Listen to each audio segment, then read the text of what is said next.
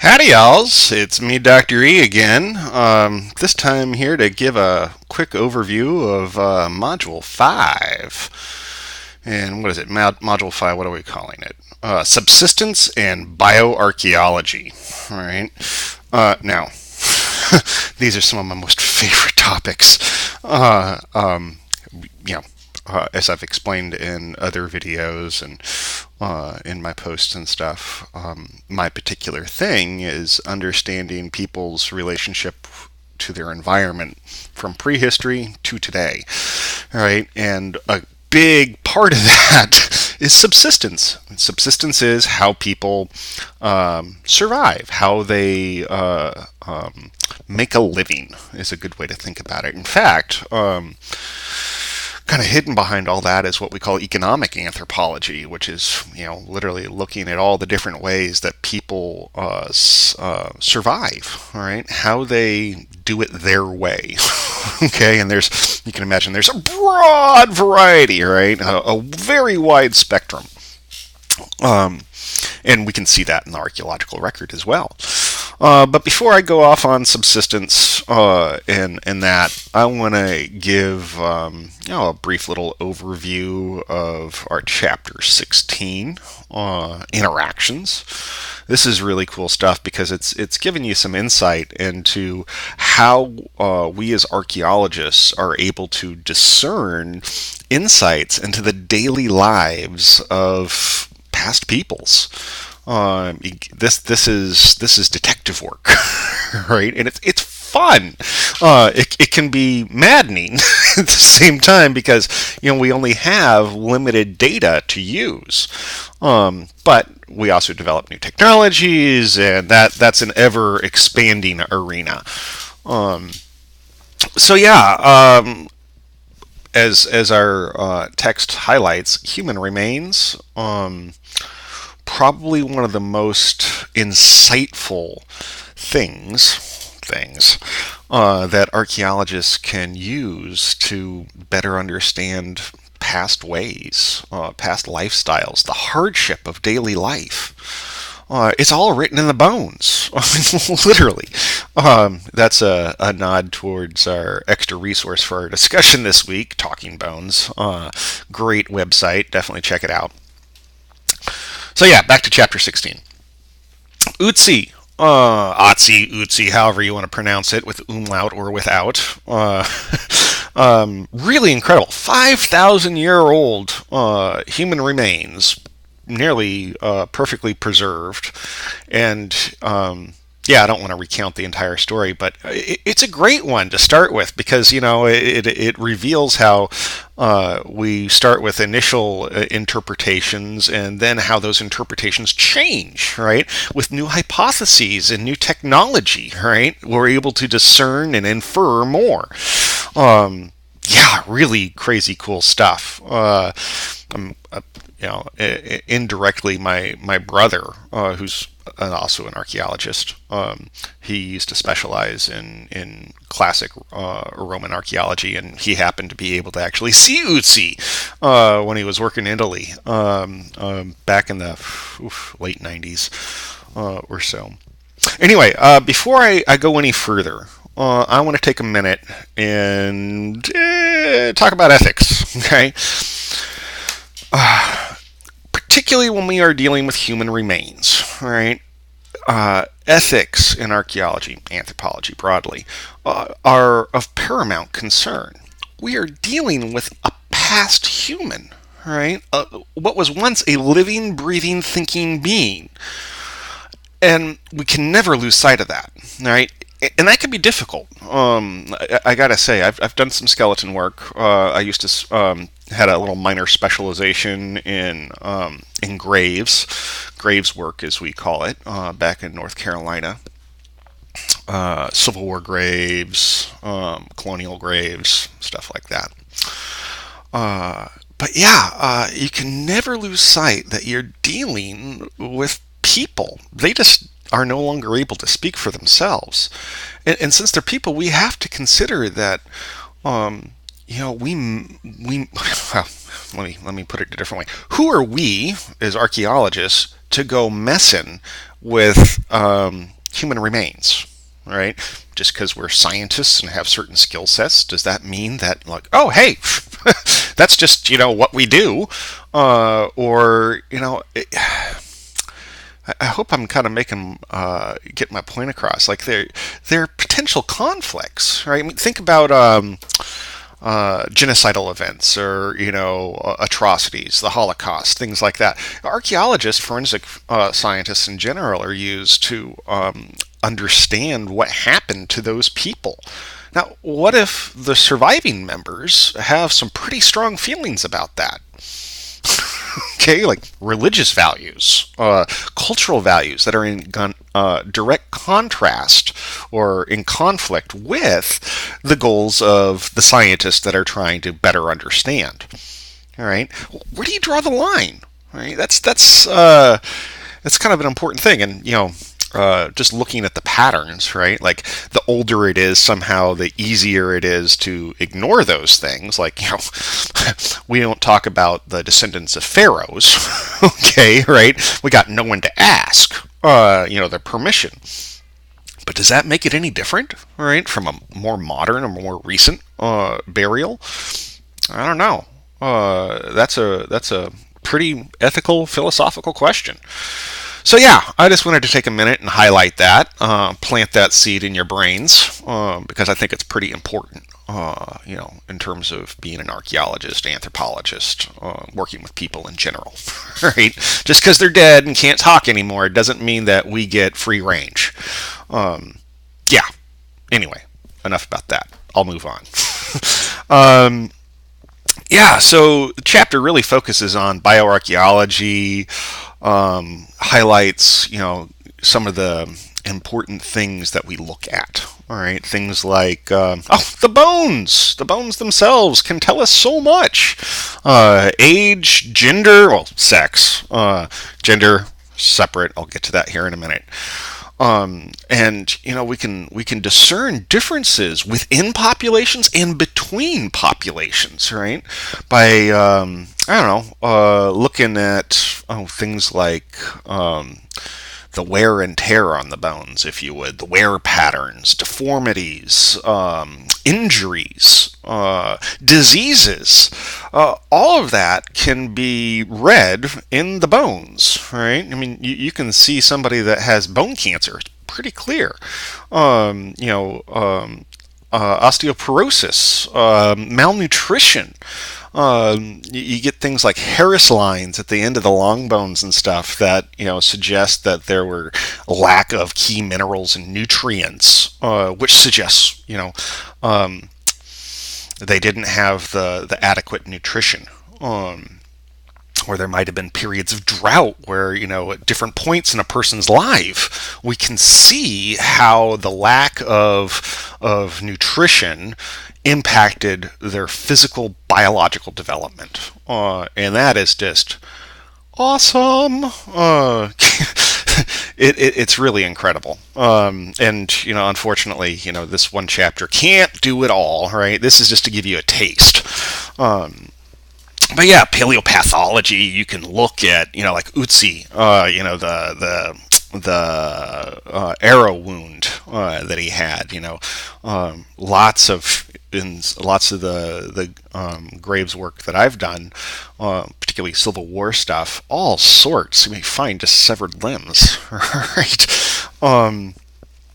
Yeah, check out Figure 16.2. It gives you a nice little taste of, kind of some of the major things that you can discern fairly quickly and easily. Yeah, you can also, as I mentioned, deformities. These often are reflective of repetitive tasks. Like if you're a farmer, you're doing backbreaking work all day, right? And that's going to leave its mark on your skeleton. You'll see, enlargements at the epiphyses of long bones, which suggests extra stress that the body's building calcium up to resist. And it's clear as day in the bones. I mean, you can literally distinguish a Native American skull from a European skull, right? You can discern age from the not sutures, the fission structures in the skull. The older you are, the more complete and smoothed over they are. The younger you are, the more separated and not quite complete. It is just.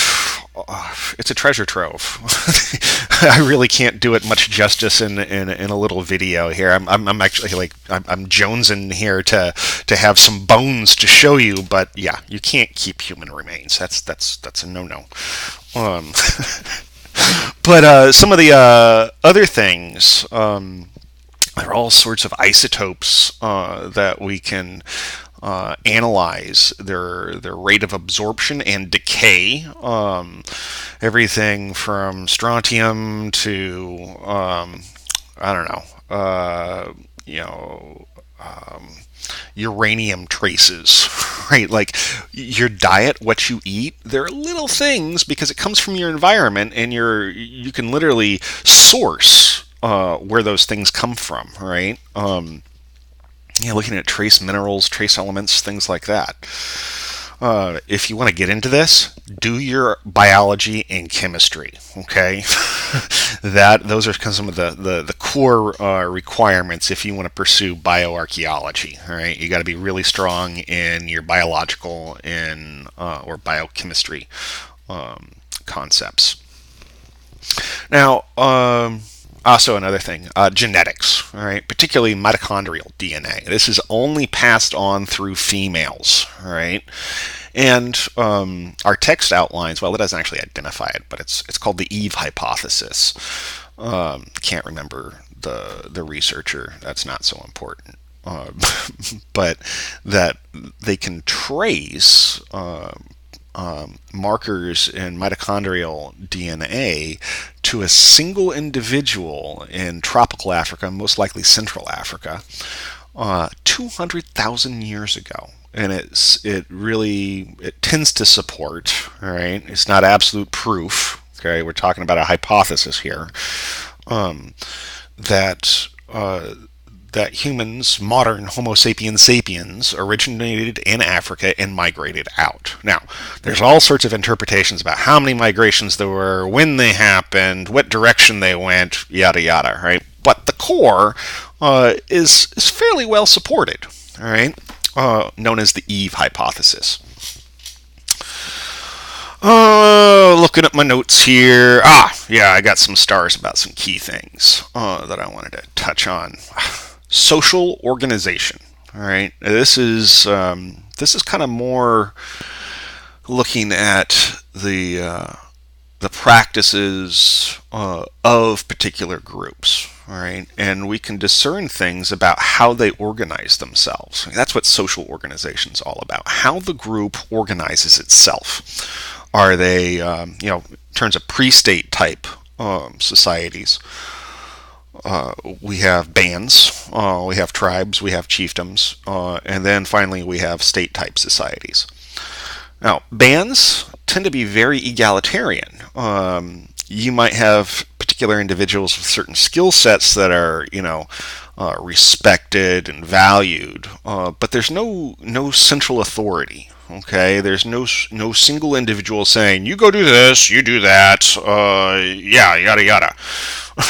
No, in a band, it's kind of by group consensus. Okay, we also got tribes, and you'll find some specialization, increasing specialization, and you might find select groups that have certain privileges that others don't, getting in some social stratification, beginnings of. Chiefdoms, very socially stratified, right? They have a central authority, either an individual or a select group, the elite. and they control production and distribution, if you would. And then you move on to states. The classic Maya is a great example of an ancient state type society, highly organized, multiple levels of social stratification. Right? Sorry, my phone's ringing. Just hung up on them. Hope it wasn't important. It was my house line. Anyway, yeah, a great example of that sort of thing can be seen in Moundville in Alabama. A select example of the Mississippi and Hopewell cultures. Mound builders are also what they're referred to as. And there's a great little example in our text about how higher ranked individuals were found in the center or closer to the center than lower ranked individuals, right, in terms of burial practices and the things that were found with them, right, the type of grave goods that were found in association with the burials. It really outlines that certain individuals had certain rights and privileges, and other individuals did not have those rights and privileges. Okay, social stratification. Yeah, and kind of going along with that, gender. I briefly touched on it before, and I made sure to point out gender is not the same as sex. Sex is not the same as gender. In fact, from an anthropological perspective, sex, gender, and sexuality, right, are all completely independent things, right? But I don't want to go too off the deep end here. For our purposes, understand that sex is a biological characteristic, all right? Gender is a cultural characteristic. It's a social thing. It is defined by people, if you would. I might be born biologically male, but my social role may be something different than what traditional male roles are. Within any society, you will find variation, right? Even in societies that adhere to a strict binary, male, female, masculine, feminine sort of gender construction, right? Among many New World groups, Native Americans, both North America and South America, we can find individuals that might be biologically male that played a social role of female, right? Often called two spirits or berdache. Berdache is berdache. Is a bit pejorative, so we tend not to use that. Rather, local groups call them two spirits, reflecting that they have more than a single gender identity. There are modern groups in the world too, like the Hijras in India. They're a third gender. Take my intro to cultural anthropology class, and then I will inundate you with so much information about gender, your head will pop. Anyway, as you can understand, you can look and analyze gender in the archaeological record. Lots of good examples in there. Sausa gender relations in Peru was a really good one, right? You actually see how political policies, right, like what the group was like and then they were conquered, and then they were managed by a larger empire, and they were used basically as labor to produce for was it the Inca? I think I got that right. Yeah. So, gender, another key thing that you can discern from the archaeological record and particularly human remains, right? You can see that different genders were performing different roles within society. Right? It's literally written in their bones. Another key thing: exchange and trade. In terms from an anthropological perspective, we talk about gifts, we talk about reciprocity, we talk about redistribution, we talk about markets. Gifts here. There you go. There's a gift from me to you. Now, we can compound that because often when you give a gift, depending on the social relationship between the individuals. If they're equal, you tend to find a practice called reciprocity, whereas I give a gift to you, you return a gift in the future. Now, there are different types of reciprocity, but that's the basic idea. Think of going to, back in your childhood, birthday parties, right? You got invited over to somebody's birthday. You brought them a present. What do? When you have your birthday, you invite them and they return a gift. That's basic reciprocity. It can get more strict, but that's the general idea. Redistribution. Groups do it differently, but we often associate it with a central authority collecting resources and then redistributing them to the group. And depending on the level of stratification within society, different individuals within that group might get more of certain things than others, and others would obviously get less. Let's see here. I mean, there's great examples about potlatch in the Pacific Northwest, central authority, a chief or a headman will basically get all of his people to give gifts, right? And then he will redistribute them how he sees fit to the community. There's the practice of mocha in Papua New Guinea. It's really cool.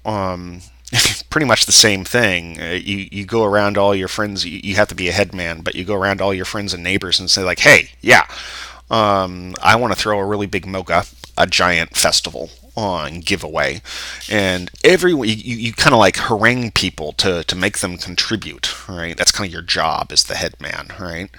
And then you gather all the people and resources and redistribute them. Really kind of cool stuff. There's a great movie, a documentary called Anka's Big Mocha. You can probably find it on YouTube or something like that. And it'll give you some great insights into redistribution. We also got markets, and these tend to be designated places and relationships where things are exchanged. It does not mean they have a fixed price. However, they will tend to be an accepted exchange rate. Right? We're often thinking about bartering and trading here. Excuse me. Yeah.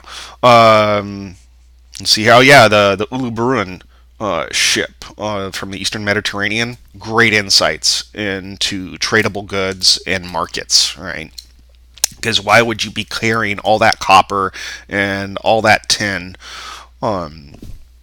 There's an exchange happening. Like why do you use those things? They're coming from different places, right? Being transported and distributed in other places. I've talked before about how obsidian from Oregon ended up in way eastern, in North Carolina, right? It's all the way across the all the way across across North America. I mean, it's incredible. Elaborate trade routes and patterns and exchange systems. Now, I know that was kind of breakneck speed, but I'm trying to cut this down a bit so you're not here like, oh God, when is he going to get to? Yeah. So I want to point out that you got a great extra resource. I mentioned it earlier, Written in Bones from the Smithsonian. I really encourage you to explore this site, all the various things that are available through it, because it really helps give more examples. And in fact, for discussion this week, you're going to need to, analyze at least one of the case studies that you can access on it. So, yeah, explore it all. Watch the video; it's really cool. It talks about insights that are derived from skeletal remains at Jamestown and St. Mary's City. Incidentally, the stuff about St. Mary's City I was volunteering back then, and my brother got to work on that site.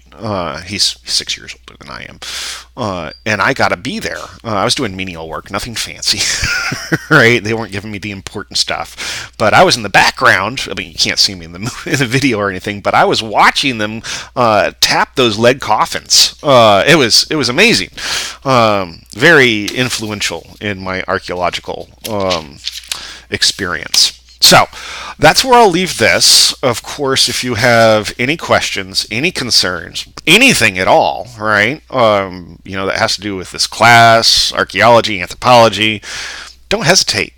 Shoot me an email. Post it to the general questions forum. Call, text. I am at your service. All right. So y'all have a great one, and I'll see you in the discussion boards. Take care.